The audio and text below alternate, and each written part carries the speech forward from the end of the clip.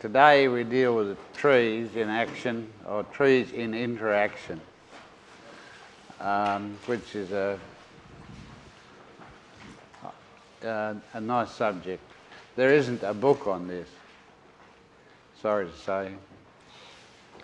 Going back to Vogel's Life in Moving Fluids, he remarks on the remarkable mechanical properties of trees in winds, and how normally they wouldn't be uprooted, they would simply slide along on the root mass and stop, you know. But they trip over, so they get blown down. But almost nobody knows anything about trees. Quite often I have a forester in this class and they'll say, "Oh, I missed a bit on trees, I know about trees." And I say, "No, you know about wood. You don't know about trees." So what do you mean? I say, "Well, what do trees do with wind? Here comes a gale across the prairie, it hits the edge of a forest, you know, it'll send thousands of ships bowling across the ocean, yet 100 metres into the forest it's extinct. What do the trees do to the wind?"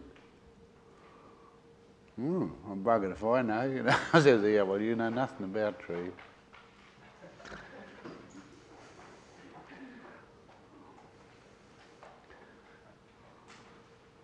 There was a guy walking around oak tree. He had a big pig, and every so often he'd lift this pig up and he'd pick some acorns and eat them, and he'd put it down. And there was a efficiency expert driving past in his car, and he couldn't stand this. And after a while he got out of his car and went down the paddock and said, "I don't suppose you realise, my friend, that if you knock the acorns down you could save a huge amount of time." And the farmer looks at him in disgust and said, "That's the trouble with you bastards, you know nothing about pigs. They got no sense of time."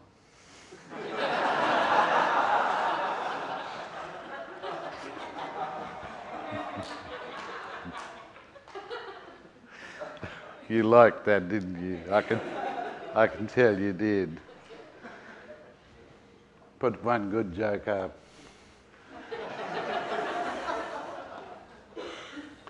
Well, here's a tree standing there, not doing too much, it seems. And about 40% of it's underground. And most of it's within, 30 centimetres of the soil. The underground bit, I mean. The rest of it's sticking out of the ground. And it's all the time it's dropping leaf and sugars, really, and it's manufacturing sugar here out of solar energy and water and starches, and it's sending them down and it's extruding the sugars down there through the roots and bribing fungi to go and get minerals in exchange for sugar. There's a whole underground mining operation going on. And these fungi are speeding off and bringing back minerals to the tree, for which it swaps sugars.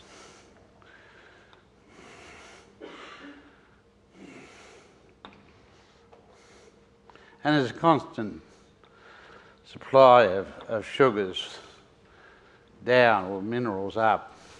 The cells on the outside, the light coloured cells, are the xylem. They carry materials in moisture, and the centre is the phloem, which is the root matter, and in which this becomes the wood, the true wood, in which waste products are stored, and it's all closed down slowly into wood.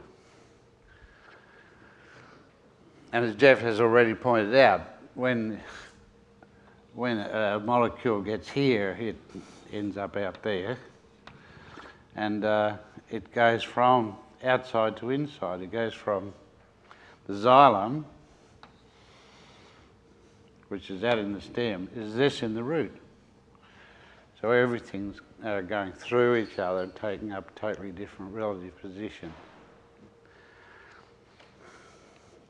The tree is an event which germinates right here. Sometimes, like in the American West, you can go along and you'll see a tree coming down and its roots coming out. And you can stand under it and you can barely touch where the thing germinated. It's so much soil is gone. It just blew away and left the tree sitting on its props there. Texas. I was talking to an old lady there one day.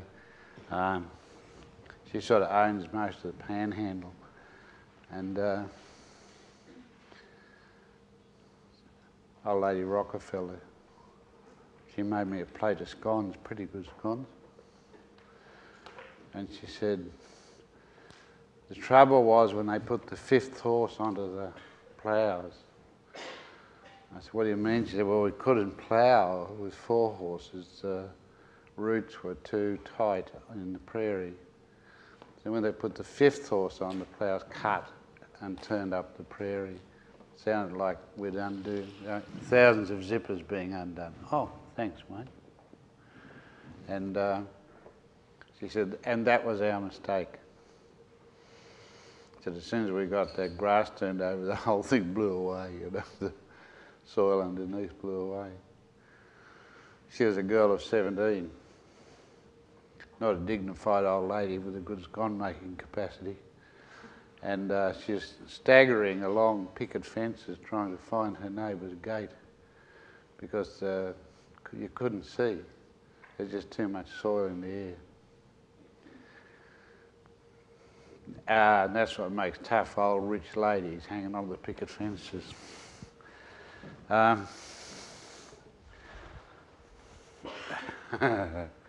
She'd make me scones, but she would not plant a single tree on this enormous property she owned. Yeah. Okay, so as far as permaculture goes, I've trained 3 generations of Rockefellers. Her generation, her children's generation, and her grandchildren's generation, and I still haven't got a lot of trees in on their property. I think I'll give up training bugger 'em. Right, so that's your tree. Now, that tree has a lot of relationships with other trees of the same species. It has strong genetic exchanges, pollen, and with trees of totally different species, it can still exchange messages. So it's in communication, and not so much in the air, although quite a lot, but a lot at root level. So between trees in the forest, there's a lot of exchange going on at root level. And some are hosting root associates that are needed by others and so on, fixing nitrogen.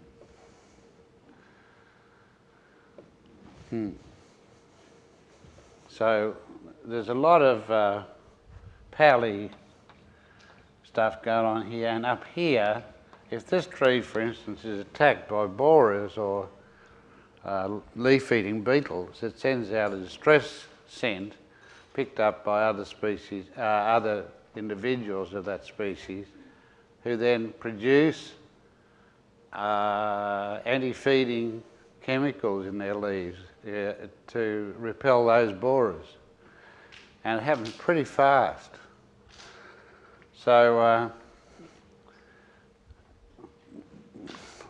for some time I was in a pine forest looking at borers, and it's possible to pick up an axe, hit the trunk of a pine tree with the axe, make an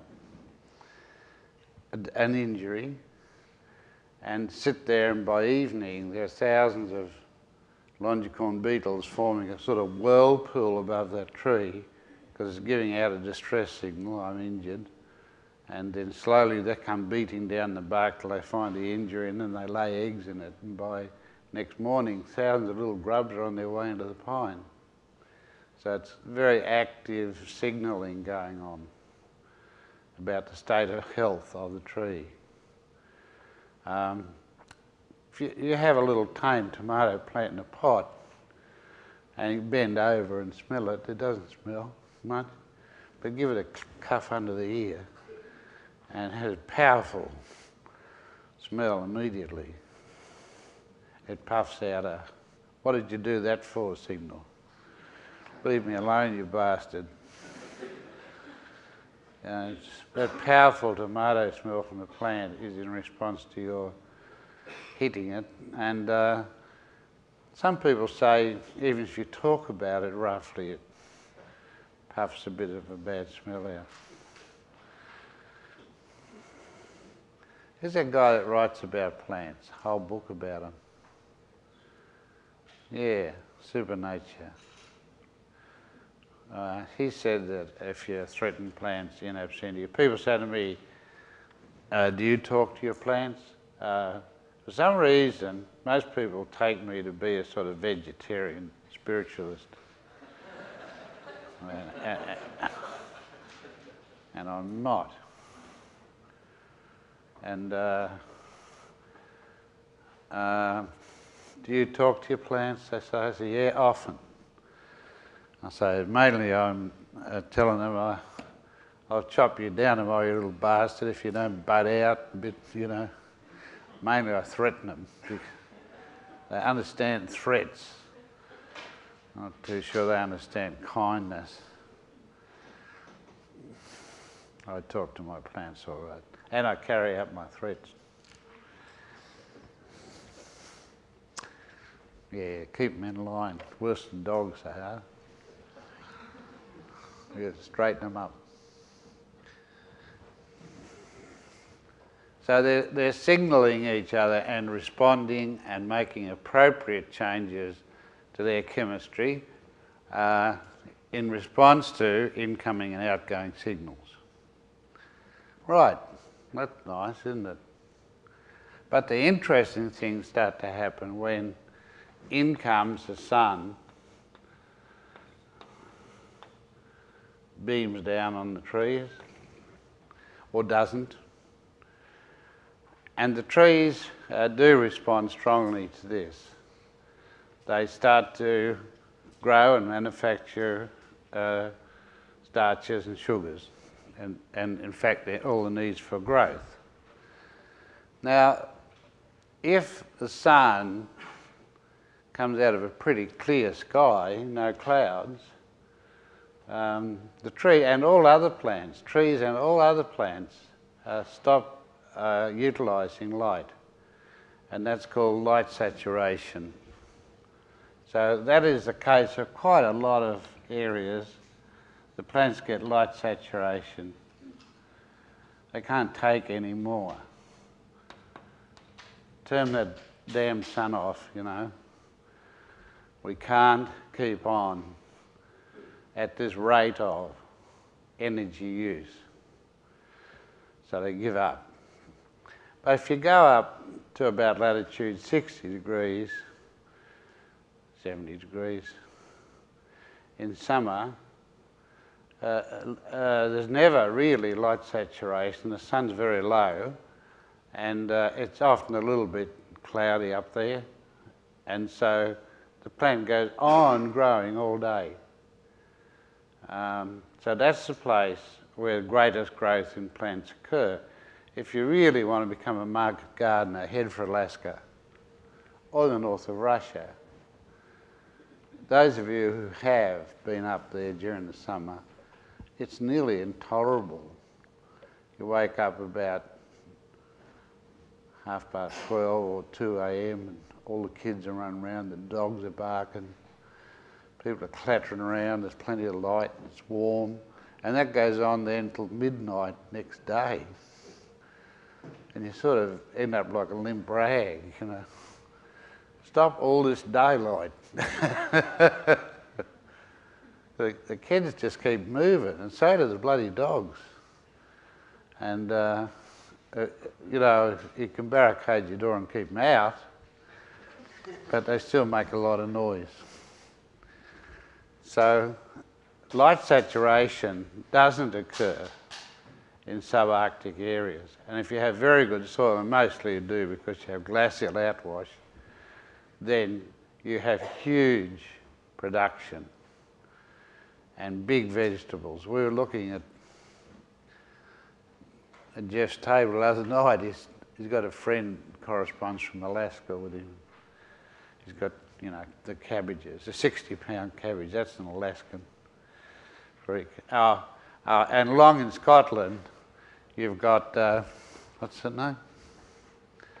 Up there at 60 degrees, huh? Findhorn. And not only do they have good outwash soils and no light saturation, but they got endless pig shit from the piggery next door, several metres a week, which they cart in. Findhorn. So not only are they in the best position to grow enormous vegetables, they got free shit. So I went to visit them once, this little group, and they're talking about their fairies, and there are other things besides fairies. It's not elves, but it's something like that. They're in communication with. And that's how they get the big cabbages. And I said to them, why haven't you mentioned the pig shit?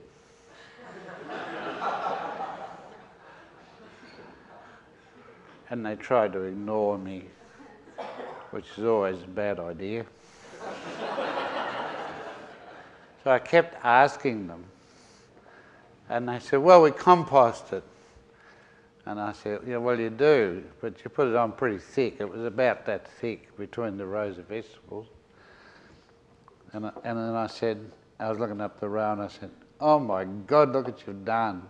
And everybody clustered around me, and they said, what? I said, there's a fairy underneath the pig shit.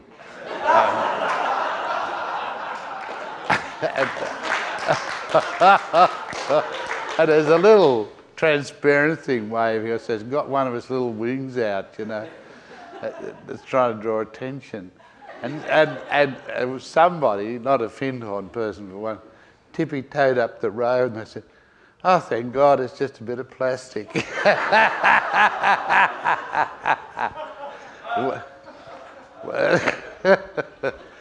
So, like, things were falling to pieces a bit for them. Because I charged everybody 67 pounds to walk around their bloody garden and tell lies. So, and they said they didn't spray, and I looked in the garden shed, and there's about every spray you can use in there. Yeah, it's like weird. Oh, later on that evening, I made friends with one of the artists. He does all the angels and fairies and things for him. And we were sitting there drinking rum together in front of his fire. There's a little timid knock on the door, and he goes over to the door, and there's a low conversation. He comes back. And above the fireplace is a big angel. And he lifts it down. That was his painting. And he takes it to the door, and he brings back a £100 note. And he impales it on the nail where the angel was. He said, that looks better, doesn't it?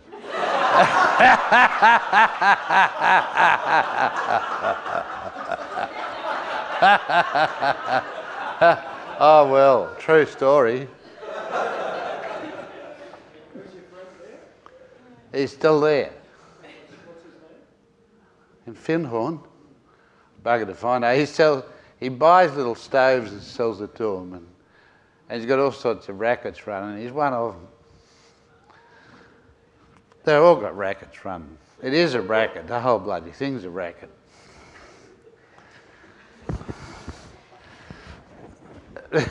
But you don't invite skeptics like me. I crawled under the back fence, which is only about 2 strands of barbed wire. Get flat enough, you can get in easily. You don't think I'd pay to listen to that bullshit, do you? Not one. Now, I keep pointing out, if I could find a recipe for fairies, you could make omelettes like shrimp omelettes out of them. Then I have them in my garden, but there isn't any recipes. No, they could shoot them down with something, you know, little jets of water and convert them into omelettes. And it's worth having a fairy, but they don't do anything, you know. A little daughter who's fairish for a while said one day in the garden, "Oh, look, a fairy." She comes around, got it.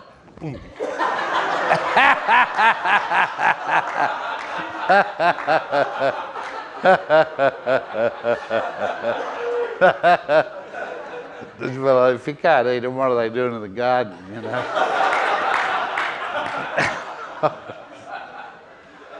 Yeah, so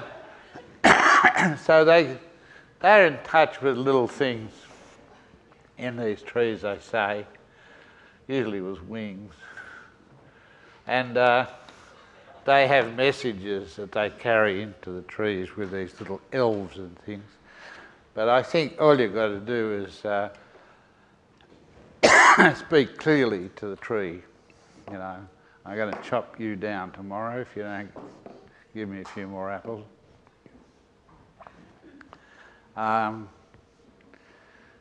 But messages are flying and all sorts of interactions are going on.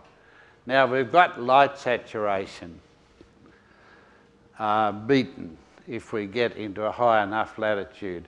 And that's why Findhorn is so productive for vegetables. It's about as high a latitude as you want to get to. Go any further north and you're in the North Sea. But Alaska also, just got some photos of Alaskan vegetables, and they're all enormous, like spuds are this big and cabbages like this. 18-hour days. Ground up rock.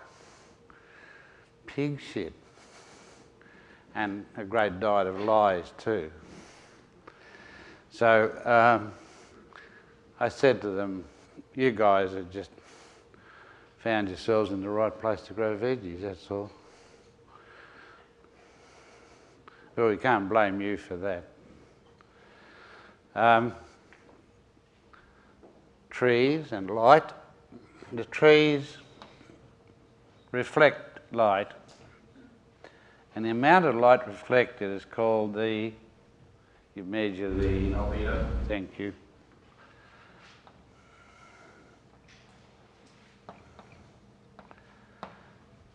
The albedo. And trees have very different albedo, both for the species and for the age of the tree and for the time of year. So they have a fluctuating albedo, but generally speaking, the sort of pines and conifers are dark and have very low albedo and very high absorption of incoming light. And they absorb it and they store it. And they emit warmth long after the sun's gone. And other trees reflect the light, birches, yellow bamboo's good.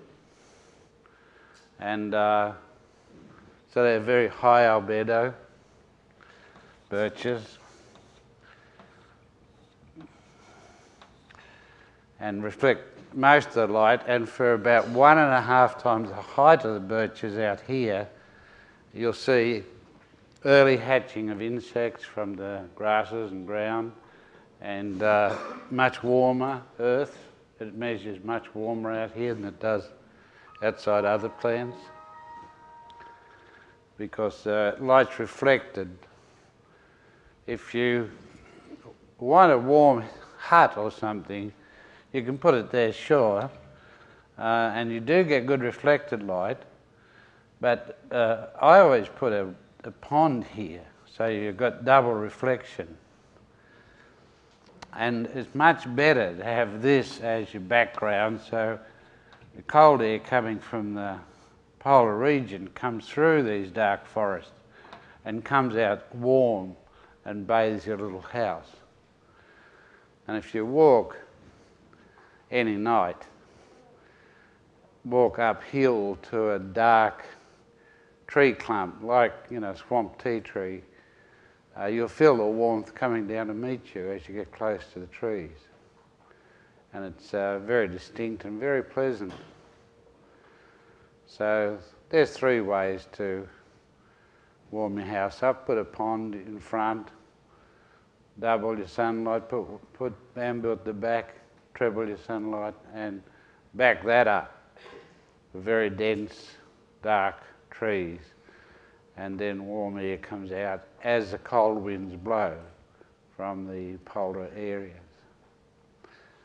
So you're in a nice place there.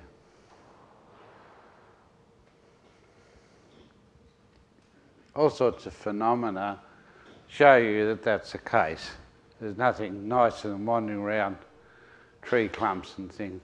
And for a reason which I haven't actually put my finger on the poleward side of dark clumps, the soil is very wet. So the tea trees, for instance, are going that way because they're setting up their own swamp. They like swamps and they create swamps. So there is a lot of climatic interaction with trees, and you can use them as heaters and reflectors. We use light quite a lot. We rarely are light saturated in Tasmania. Sometimes we do get that way. Now this albedo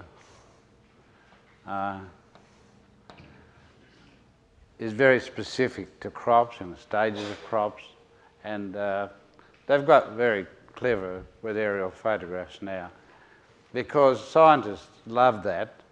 They love remote sensing. They like sending a satellite up and flying it over the country and saying, oh look, there's a crop of marijuana. It's got the perfect albedo for marijuana.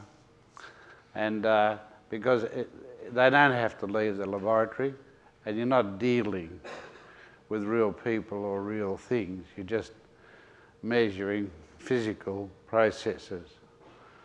And nothing aside, scientists like getting further and further away from reality.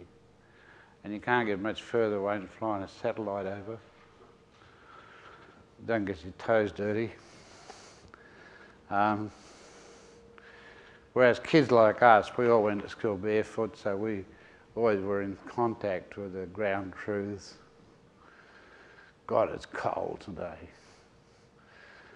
And jumping on the puddles and breaking the ice. Albedo. When you're pressing hay, as you all know, because you're all had your share of that, I suppose, leaning off your tractor seat, watching all the hay going into the press. The sun reflects off the hay. There's nothing like cut hay, it gives you a reflection. And you're looking down, and you might have your big hat on, but that doesn't help you with the sun coming up off the hay. And you get terribly sunburnt on the face. Some Japanese friends of mine, particularly the women in Japan, they put that big hat on, then they tie a silky scarf over here and leave their eyes out, but their face is guarded from reflected sun. And you get very sunburnt. In my case, my lips swell up when I'm badly sunburnt. And friends make jokes at me like higher hot lips and things like that. And I was pressing hay at my sister's farm one day, and one of her husband, the bloke whose horse I stole and rode, one of her husband's female cousins, a royal young woman, and my sister took me in a corner and said, now look, I don't want any funny business with this girl, right? Me, you know, your own brother, you know. But in fact, I did kiss her and my lips split. And several places, and she got drenched with blood down here. Oh yeah, and then I took her in. My sister nearly shot me just straight away, you know. She said virginity had gone out the window, God knows what I'd done to her. She'd sent her out in clean clothes and, you know, totally pure. And what do I bring back? Blood-drenched little girl. It was my blood. It just goes to show you, you know, how you can get into trouble without ever having done anything. Just God inventing albedo, you know. Stuff like that goes on farms. All the time. Yeah.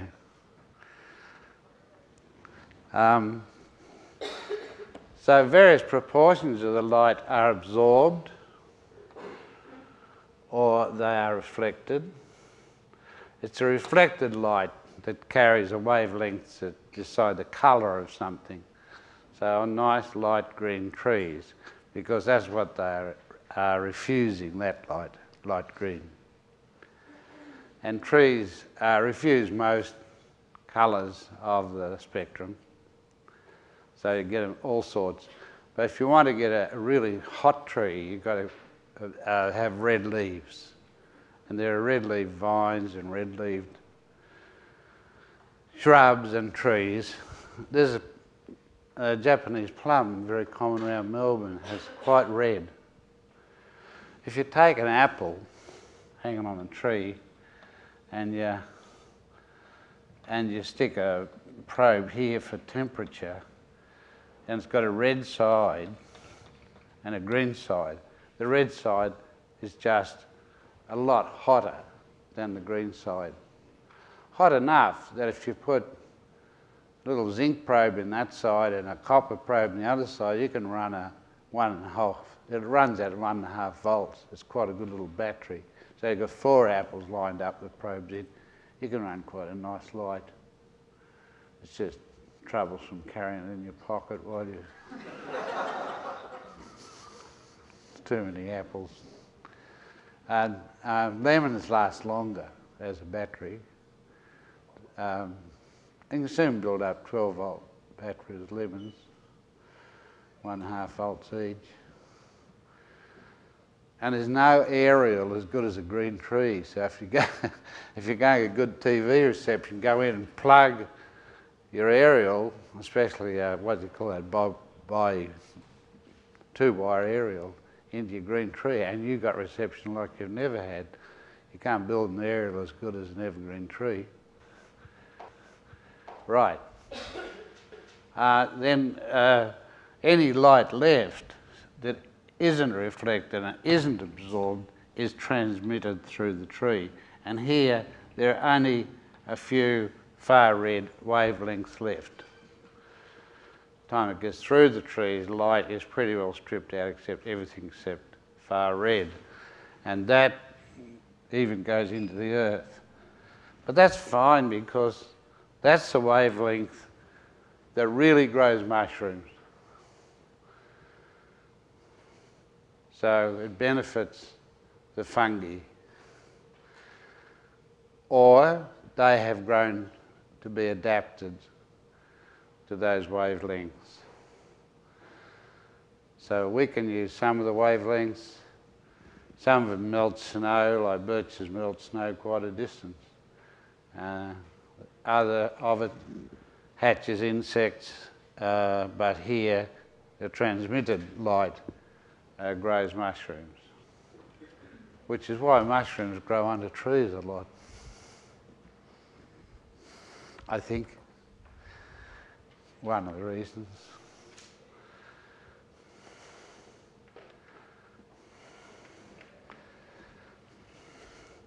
So, but the tree also utilises manufacture. The sun the tree is a solar factory. It's manufacturing carbohydrates and stuff up there from sunlight. And a jolly good job too. And it's giving off gases, waste products really, CO2, oxygen, but more oxygen than CO2 in the presence of light. If you've ever been a botany student in a university, you've always got some tortured little plant stuck in a test tube with a light shining on it, and you're measuring the amount of gas it's given off. That's about all I remember about botany at university. Oh, we used to torture individual beans. We used to insert very tiny electrodes into them through hair-thin glass tubes and have them connected up to electrical measurements and watch the little potentials change when they grew. And you know, you'll have a whole empty laboratory and the dead centre of it is a broad bean. And in the bean are these little slender electrodes, and the rest of the apparatus, click and whir and so on, and dials spinning around the world, are all connected to the broad bean. The focus is on the bean. And we haven't actually recorded what it's thinking about, but we will. And we'll get a shock. I imagine broad beans are very rude. Broad bean is the main food of the Egyptians, as you know. I mean, like the broad bean is to the Egyptian as meat pie is to the Australian, really. And they eat it every day. And they eat it for breakfast, slightly warm. Thereafter you eat it cold. It's called fool. Fool, and then there's the next word, fool madame or something. Thank you. An Arab speaker backed me up. That's very seldom happens to me. Fool madame. See, so I refuse to eat it because you fart all day. You know, it's a low kind of level of existence just to eat broad beans. You'll know you're sort of nearing the end of your ecological life when all you've got to eat is broad beans. And even the Egyptians don't have a very big broad bean. They have a thing we call tick bean. We have a real broad bean, it's broad, but tick beans are quite small. And they've been eating them for a long time. It's a broad bean that built the pyramids. Imagine, if you like, the amount of farts produced by building one pyramid with, you know, workforce fed on broad beans. One of them blow it to pieces, really. Because in those days they couldn't afford to smoke, so there were very few naked flames. I think we should rewrite the archaeology in terms of realities. So light is happening. And there's a constant interplay between the wavelengths of light and the plants in the way. And that might give you an idea. The Japanese, late in the year, they put up little frames like this and sticks there and cover them with straw like that. And then the sun goes down, only has a few degrees, 3 or 5 degrees above the horizon. That's fine. It hits the inside of the straw there and boom. They continue growing right on into the winter with the cabbages in under that little straw reflector. And of course it snows and snow gathers on there. So you've got a highly insulated space with double sun.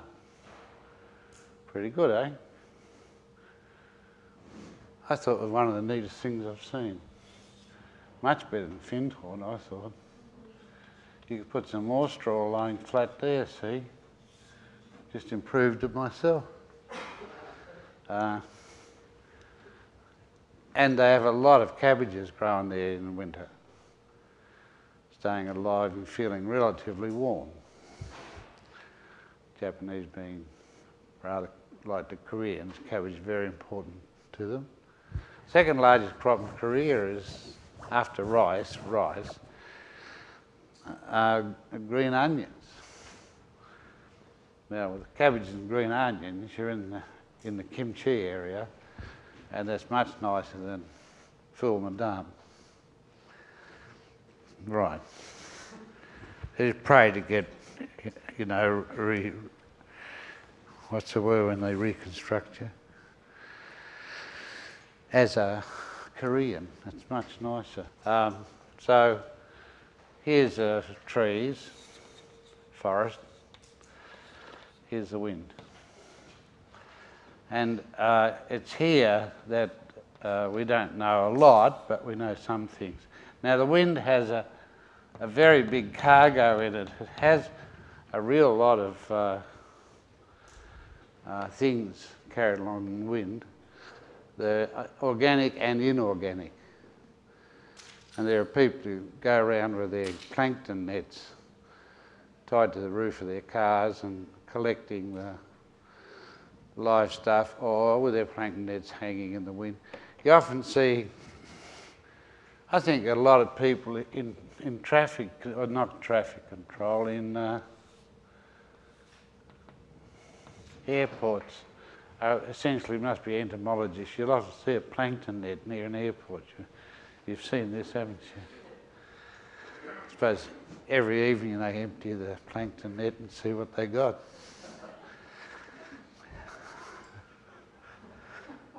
Why is she laughing?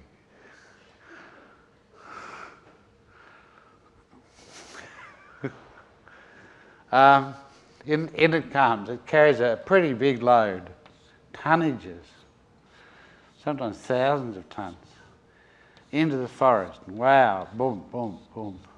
Most of it falls out. So if we take the ground level, it does that just inside the edge of the forest, because it slows the wind down, and you need pretty active wind to lift a lot of that stuff.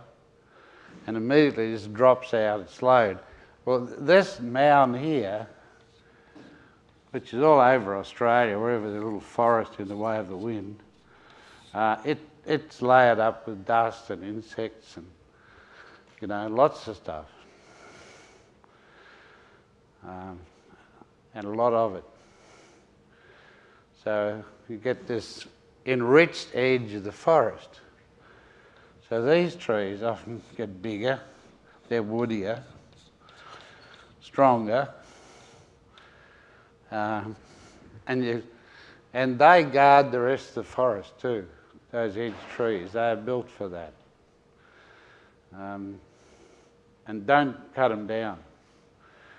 I saw a case in England where they would cut the forest edge down because they're big trees, and the whole lot behind them blew down.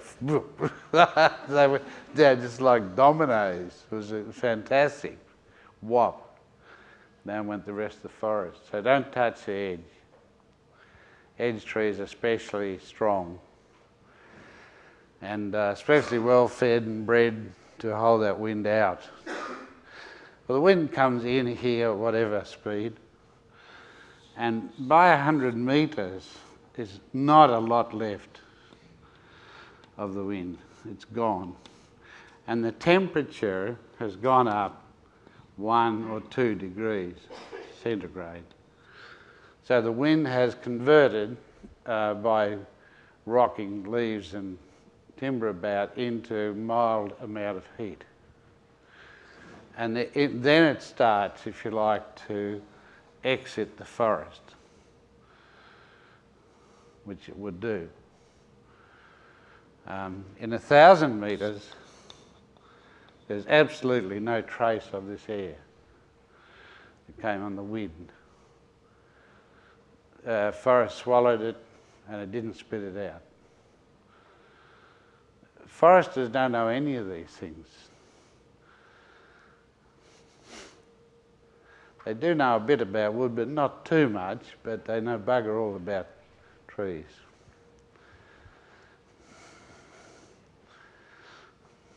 Not many people know much about trees.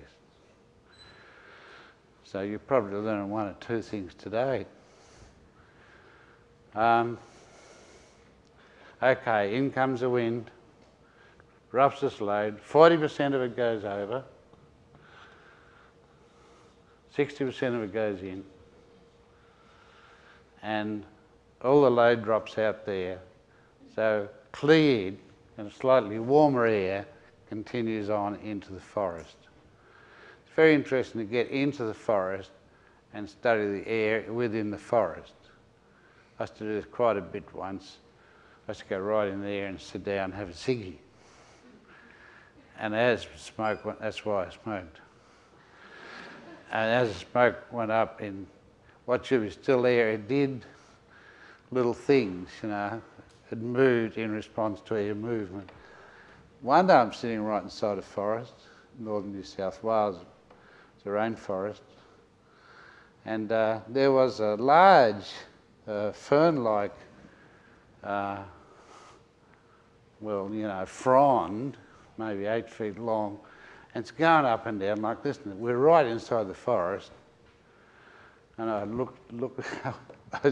I tippy-toed up to it and looked for the python that was hanging on to it, or the elephant that was pulling it about. It was a big, strong frond, and there wasn't any. So I lit my cigarette and walked right around it, and there was a faint breeze coming. This is a great big frond, like that, quite strong there. And there was a very faint breeze blowing on it, and it was depressing it, so down it went. And then this is a very strong spring, and that wasn't much of a breeze, so I brought it back up, and the breeze put it down, and it brought itself back up, and you couldn't stop it. I had my hand on there. I thought, oh, I've got a new sort of windmill. Wow, I thought, I just have to breathe on it.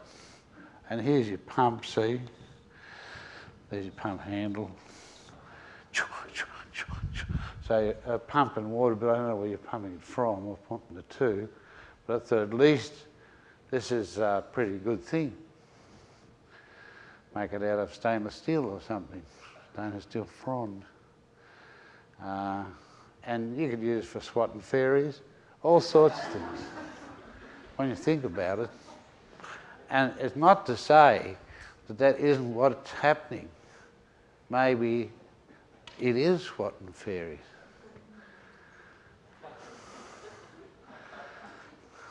Maybe that's why that plant invented that.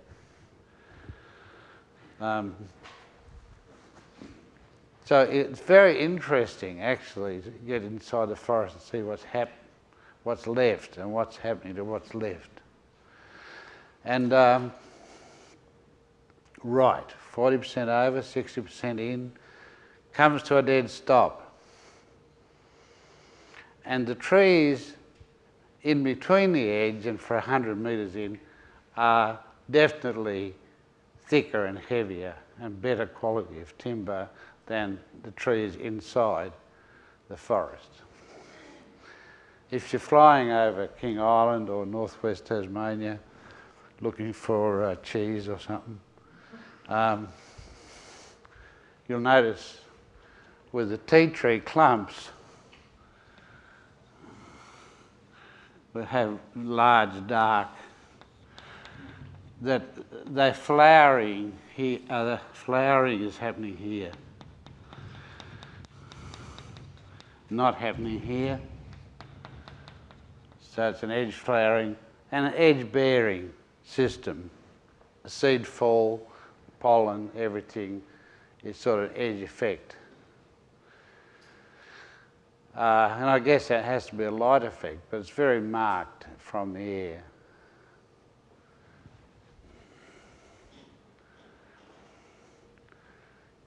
When trees get adapted to always living inside, then the flowering pattern they take up is called coliferous, from the root word there is cauliflower, and they cease to flower on the crown, and they put the flowers out from the bark. So a lot of rainforest trees are coliferous. Cocoa is one. The buds come straight out of the bark, but there are lots of them. So inside the forest, it's no advantage to flower on the crown, so perhaps it's best to shove the flowers out of the bark. There's a nice Brazilian fruit, coliferous. Do you know that? What's that black fruit that comes out of the bark? Jaboticaba. I used to grow them. I love them. And the flowers are very attractive to bees on the Jaboticaba, and they're in the forest working the branches and trunks of the trees. Jaboticaba. You want to grow a plant like that because it sounds good. So what you do, I grow Jaboticaba. It's like saying I grow giraffes or something, isn't it? And I have a herd of giraffes. Maya, you lead an exotic life. Yeah.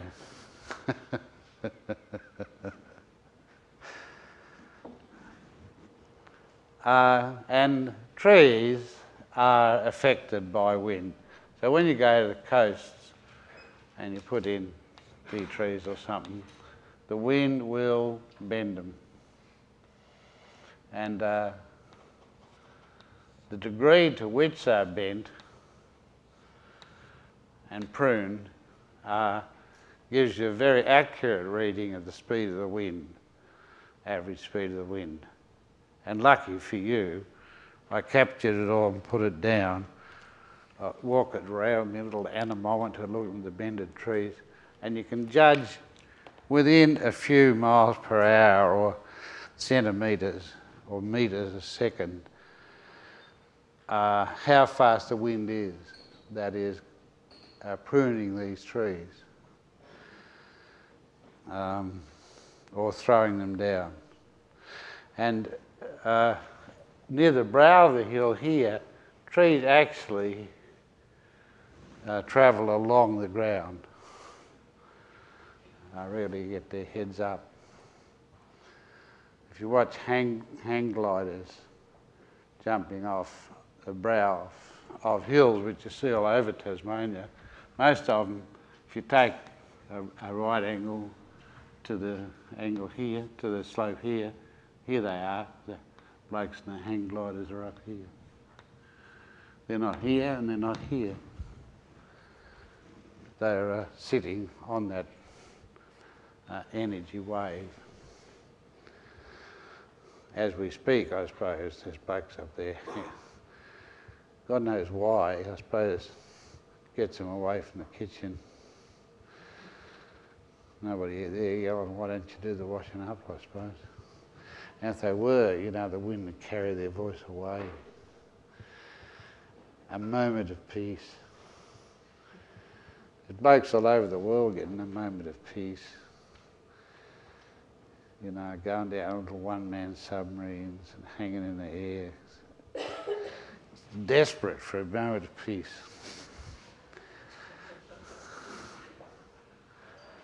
I think of these things sometimes, you know, I think, what are they all doing this for?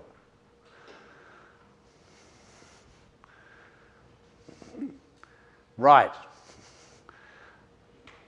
In goes the wind, over goes the wind, the air heats up and starts to rise, and if you sometimes come out over a hill in your car and you're looking out over a forest, you'll see steamy smoke signals rising out of the forest here and there. You've seen that, haven't you? You sit there and, well, who's in that forest lighting all those little fires, you think? Well, they're roughly 1.5 miles apart on a rough hexagon.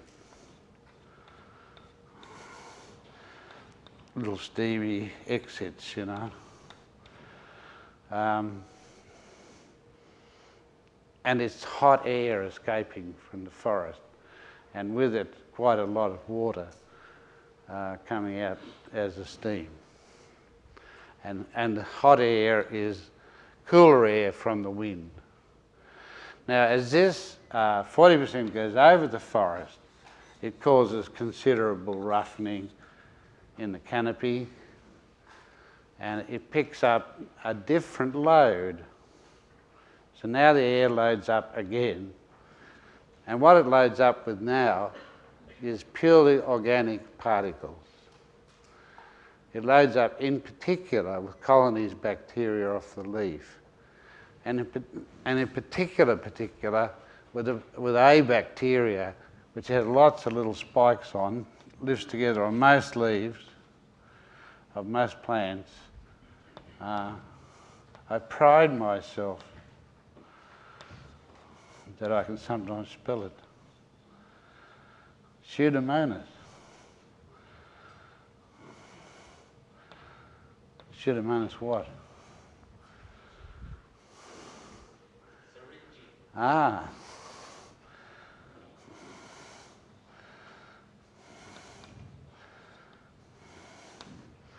Those bacteria have little spikes on them which actually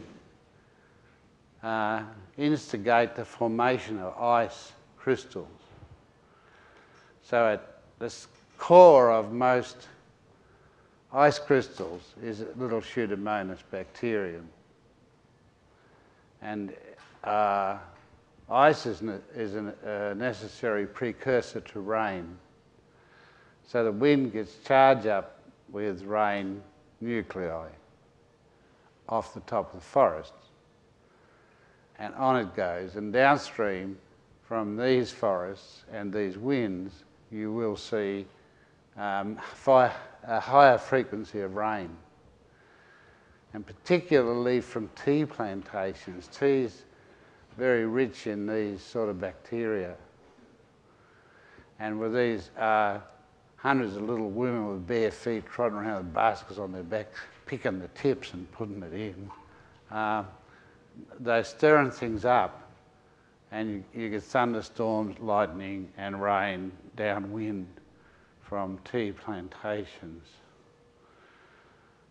So mainly due to the extra positive charge in the airstream. See, so what happened was all the inorganic stuff was left here at the edge of the forest in this mound. So that was the load that the wind dropped, and that is the load that the wind picked up. Pretty smart wind, don't you think? Got pollen, got bacteria, it's got an organic load, and off it goes again, recharged, cleaned up and reloaded. So forests encourage the further nucleation of ice and rain downwind of them, because they have all the right bacteria to do that.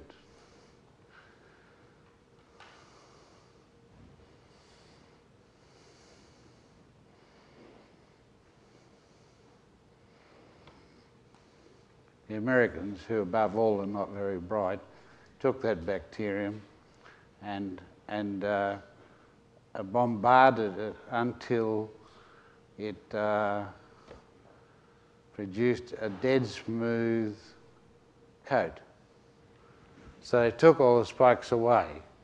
So Pseudomonas syringae americanus is shaped like that. It's a little sphere. And that won't create ice conditions, even in moist and quite freezing conditions. And that means that in California, where they spray it all over the strawberry crops, there is no frost.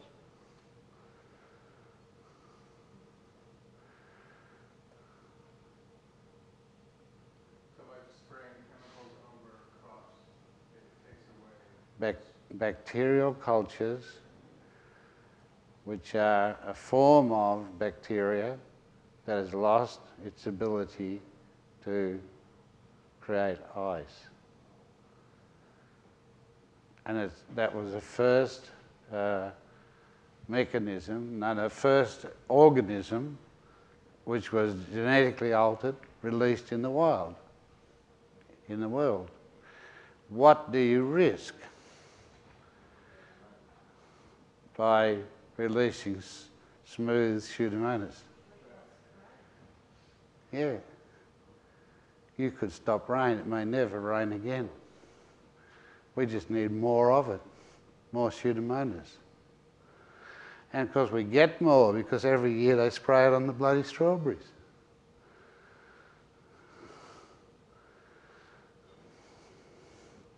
It's like taking away the Van Allen bill. There was actually no reason to remove the Van Allen bills. They're doing a good job up there stopping particles bombard us. But they took them away because they wanted to see if they could take them away. You can take anything away if you're silly enough to try it. So we're not talking about lightsome things here. We're talking about real stuff. If you want to become a rain dancer, you collect lots and lots of Pseudomonas and put in a jam tin and go to a little hill in the path of moist winds and shake it out as you dance and utter sort of Indian-like cries like oh, oh, oh, and you probably get a few storms downwind and get quite a good reputation. But as long as you let them think that in your jam tin you just got little magic pebbles, those little round things are not really Pseudomonas, you might get away with it. So the forest did a very interesting thing. Now, God, here's my favourite speech on American public radio. God thinks of you, and he created the sun to evaporate water from the ocean and make fleecy clouds in the sky which blow in across your land and let pure distilled water down as rain on your roofs. And you, ungrateful wretches, let it fall off your roof onto the ground and mix up with the dust and the dog shit. And in Texas, immediately I get beeped. So nobody hears the word dog shit because there's a 3-second delay on radio. So when you're obscene, they beep you. But I've overcome that because you can be obscene in America as long as you're childish. So my favourite speech on American radio now is, God is out there heating the oceans and letting the clouds rise and bring it over America and letting it rain on you, and it runs down your roof onto the ground and mixes up with the puppy poo. And, and nobody beeps you. Isn't that sickening?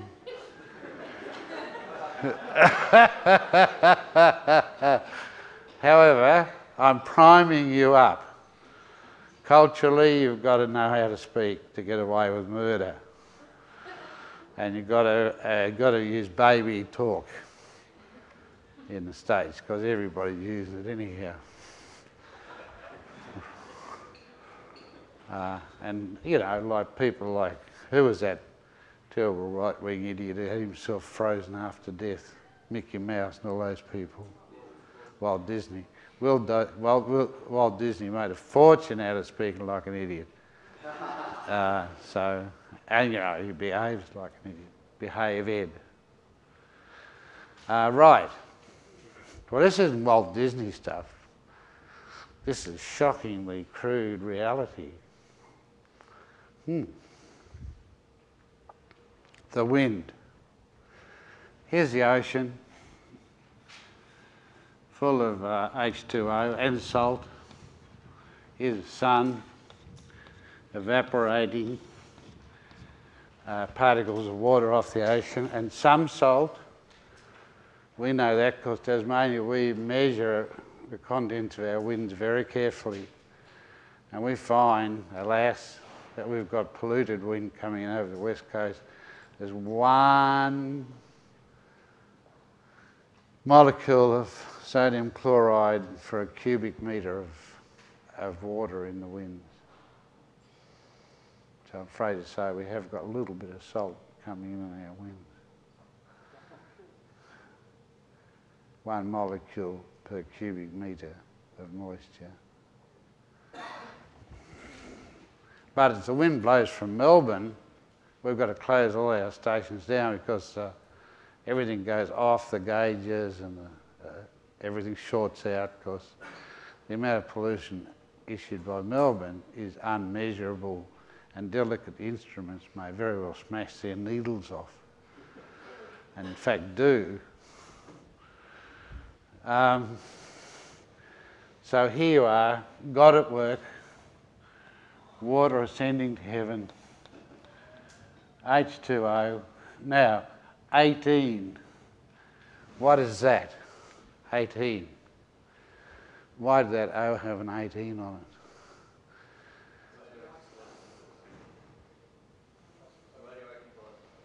No, it is an isotope. No, it's quite innocuous, but it's heavier than normal oxygen, which is H2O16.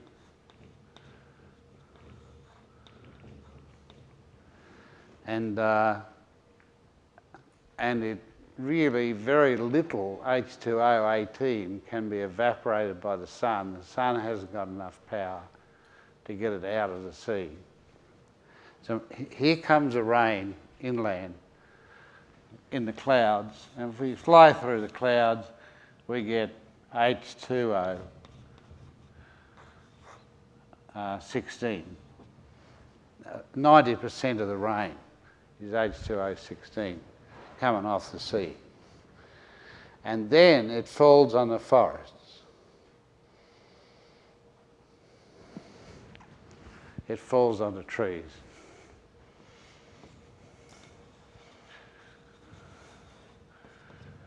And it comes, falls on the trees, and it trickles down through the trees, and it comes out. If enough of it comes, more than 10 mil, some of it comes out the bottom of the tree, and you can catch that and have a look at that. And that's not water anymore, really. It's as much water as your bath water. This is tree bath water you're looking at. It's chock-a block full of minerals, has a lot of phosphate in it, and nitrate, and has a lot of organic material in it, washed off the tree. So this water is quite good for gardens or something, but it really is very different from pure water. So if you're like my wife and like the idea of just drinking plain water, you don't take it from underneath the tree. She doesn't want to grow up with lots of phosphate and that stuff. And, you know, it's got a lot of minerals in it too. So it takes about 11 millimetres of rain to get this throughful. Until you do get 11 millimetres of rain, the tree stops all of it. It catches it on its leaves, spreads it across the surface of the leaves, and hangs onto it with ferocious determination. So the tree actually totally intercepts light rains, as you well know, because thousands of times you've been speeding on the highway in your little car and come to a tree overhanging the road in a dead dry patch of road. Funny the way it never rains underneath trees till the rain's fairly heavy. That's a fairly heavy, protracted rain in one fall. So up to that point, the trees stop it all. That's called interception. Interception of water. Doesn't let it go. Got it all, hanging on to it. Piss off. And it absorbs that water.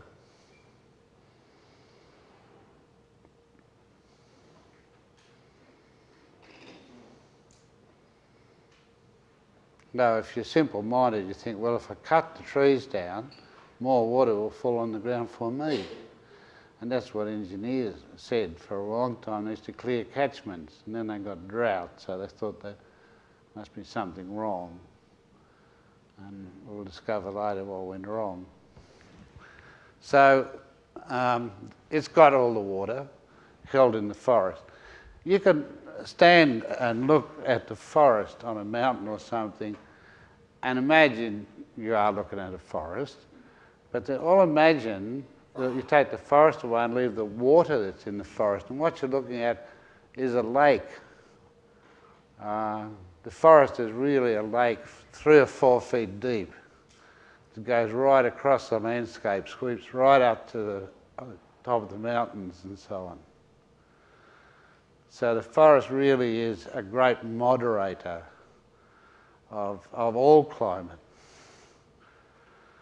because it stands there full of water.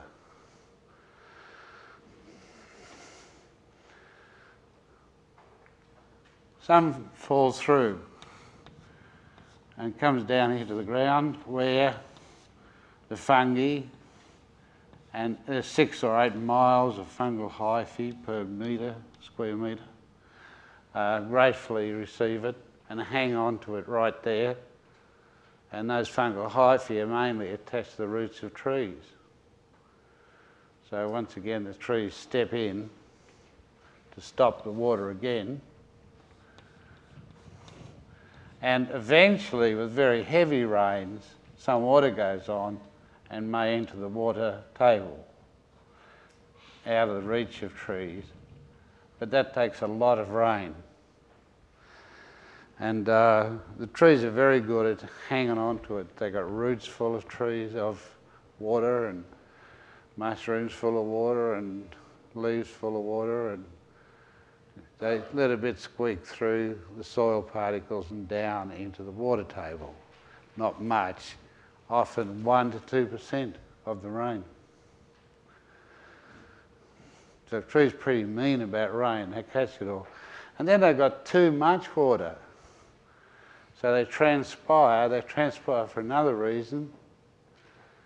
What is that?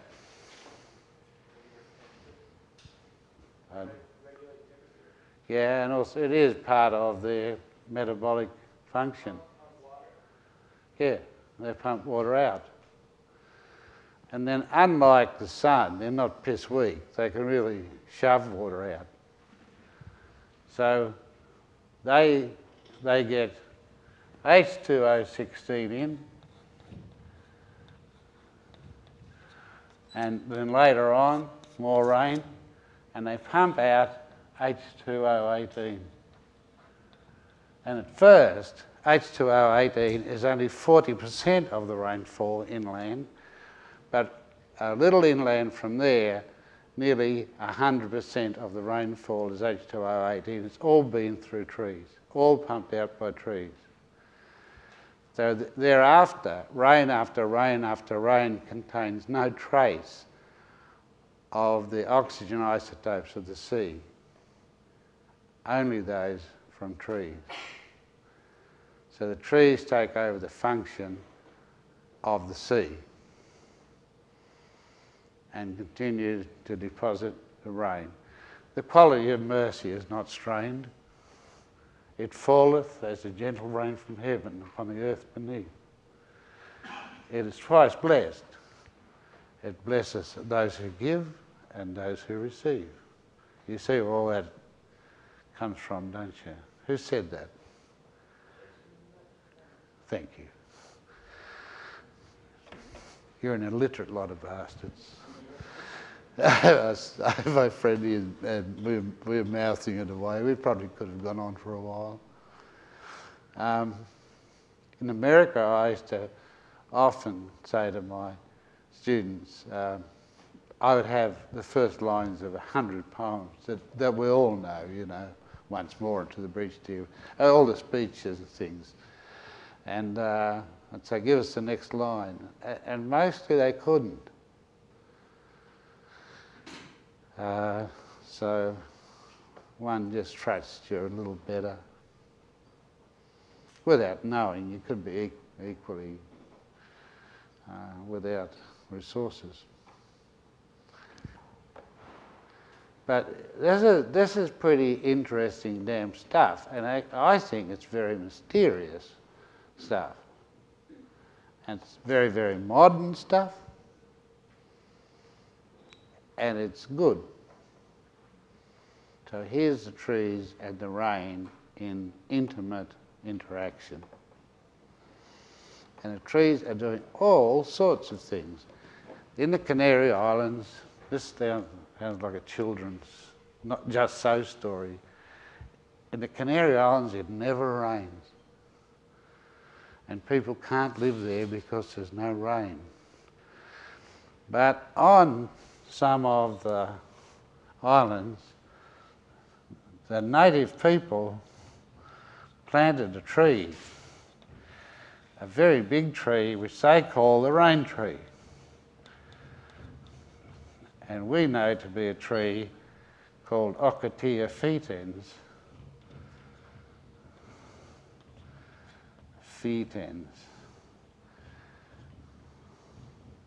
Which means it doesn't smell that good. Fetid, close. Smell rather like a shed full of cockerels. If you've ever been in a shed full of cockerels, that's fetid in there, isn't it? Right. Wet hens have a peculiar smell. It'd be too bad if we had to rely on chooks to re-evaporate rainwater. Oh my God. So Ocotea foetens is a large tree of the laurel family, and at night the sea winds come in with water in the winds, and they condense on the leaves of the ocoteas, run down and drip to the ground at the drip line. And the inhabitants, smarter than they look, have little trenches sealed that run around the drip lines of the rain trees and a pipe down to the village, and each rain tree will provide water for a village, modest village, 30 or 40 people. And that's why they're there, because in a place that never rains, you have to rely, your precipitation is all condensation. Okay?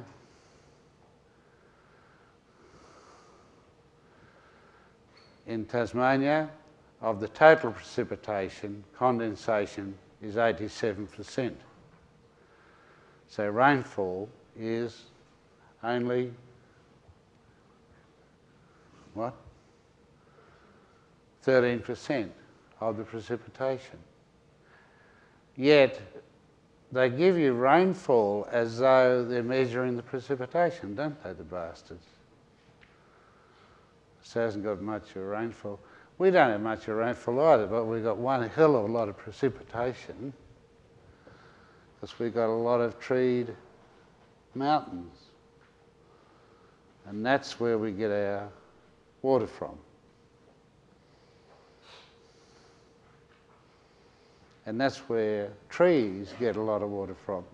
If you go to California, and go up to Contra Costa or somewhere and have cups of tea with friends out in their garden under some of their redwoods or other trees, it's raining all the time from the clear sky. So it's very uncomfortable, really. So you have to shift out into the open air, away from the trees. Otherwise the condensation is pretty well continuous.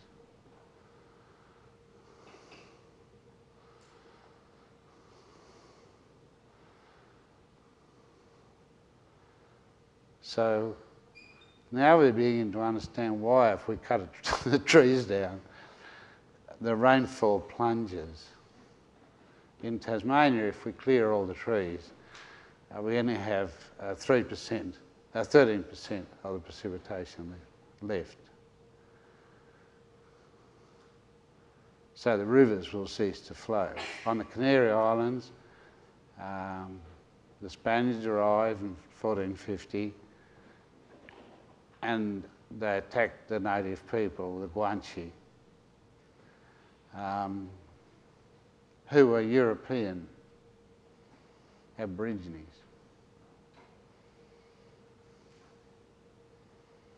And who had, at some time in the past, had most of their tongues removed and had developed whistle languages, which they still use. Handy, because they speak a long way across valleys to each other. Quite specific messages are sent by whistling. And Spaniards, being, you know, sort of Christians, you know, said, move over and let us take over this country. And Guanche said, no. And Spaniards said, we'll send you to heaven. So they cut their heads off. And they kept them, because Spaniards are great head keepers. And so you can go into little museums up on La Palma and areas, and they're great ossuaries, and the walls are lined with shelves of 8 skulls deep, and there's thousands of them. And as the Guanche were pretty vigorous and fought back and had all sorts of dodges, what in the end they did is the Spanish cut down their own trees. So the Guanche no longer had any water, and they had to come in and ask for a cup of tea or coffee or whatever. So they defeated the Guanche by removing the water, by removing their own trees. A matter of historic fact.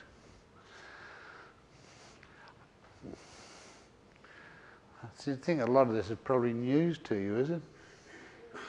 Past eras, old eras. Now, the Spaniards did this in 1450, just a few years after the Chinese had mapped the whole world, 1431, wasn't it? 21.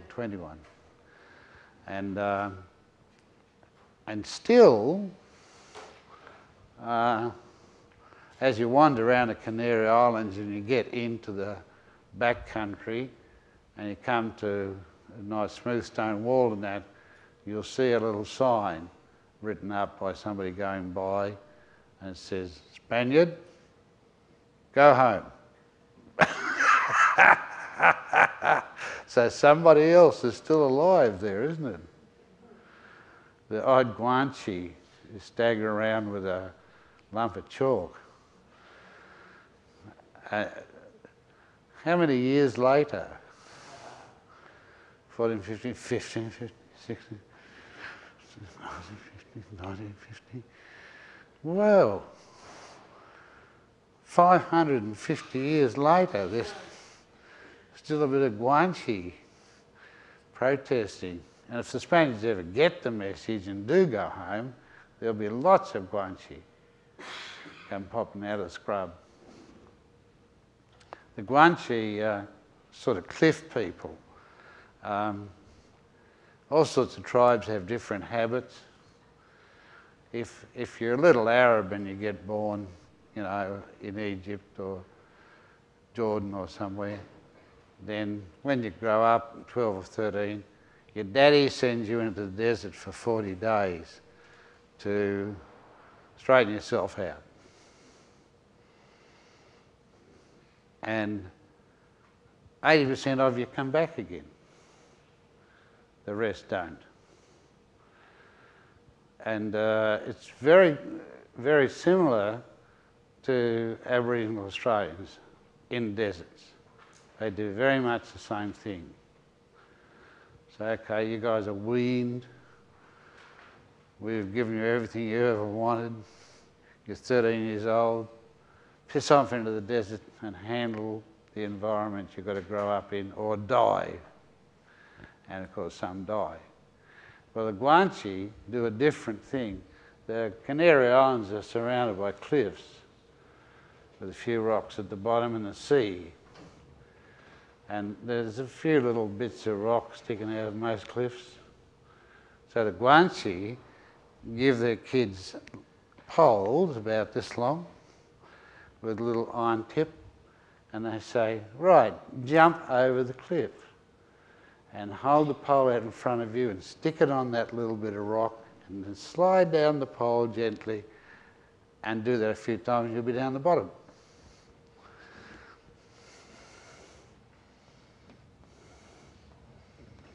So the kids go, with their pole held out, and they land there and they dive again. Oh, missed that one. So they get squashed. And exactly the same amount end up dead as whether you send them in the desert or jump them off a cliff. But the Guanche that are left are expert cliff jumpers.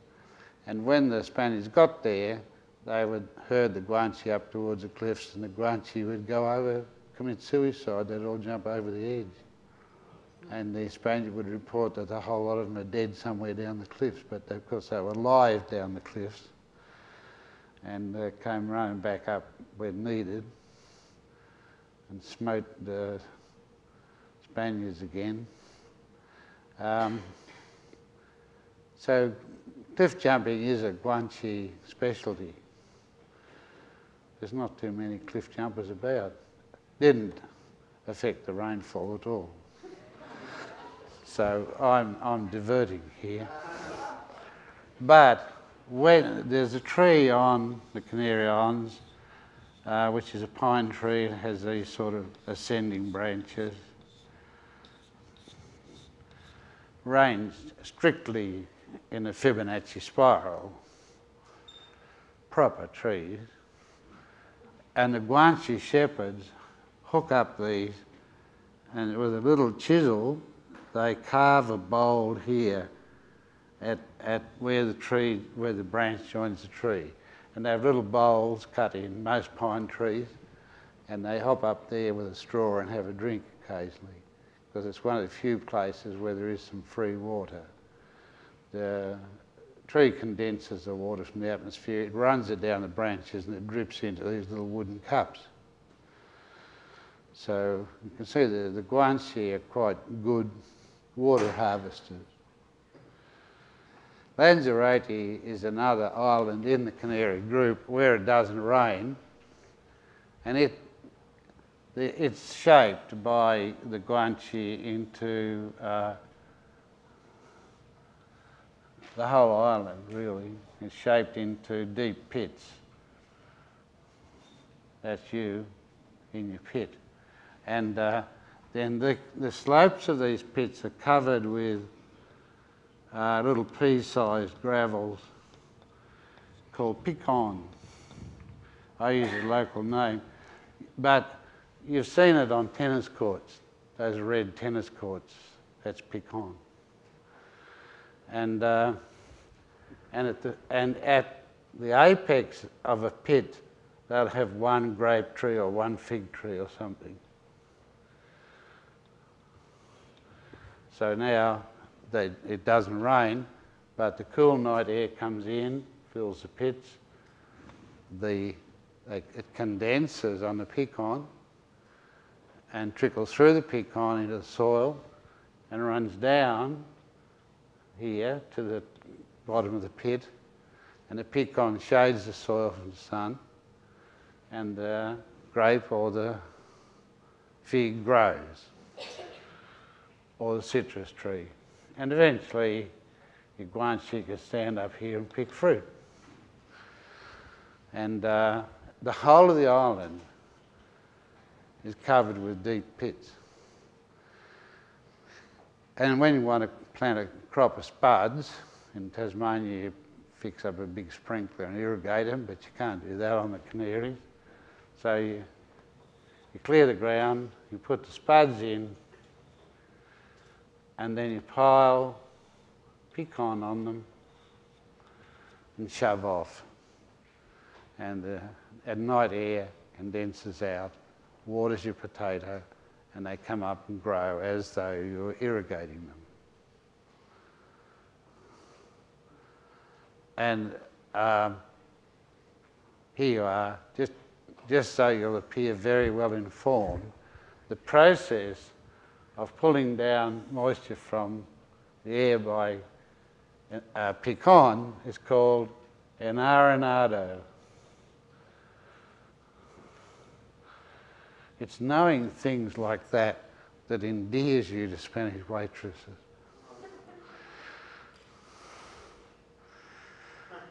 And I know whereof I speak. Cup of tea? Bloody good idea. And arenado, the process of condensing moisture when you've got rid of your trees by using pecan or anything on which moisture can condense, little piles of pebbles. Your wife, stand her out in the night and she'll drip from condensation.